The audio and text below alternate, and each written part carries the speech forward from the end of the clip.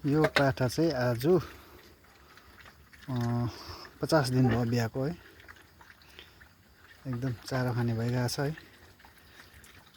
मजा एकदम मैले सबै जुगाको दबाई समेत दिइसकेको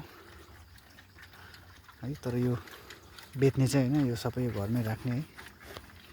अनि अहिले यो किन्नु पनि डराउँछ मान्छे है। अहिले बिमार फैलेको छ भनेर। अनि यो पाठा चाहिँ मैले जम्मै घरमै राखेको छु है।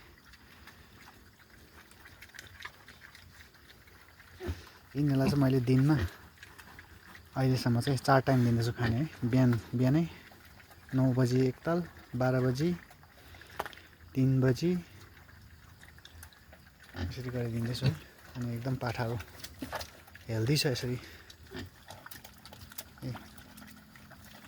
न्यानोस् न चलेको।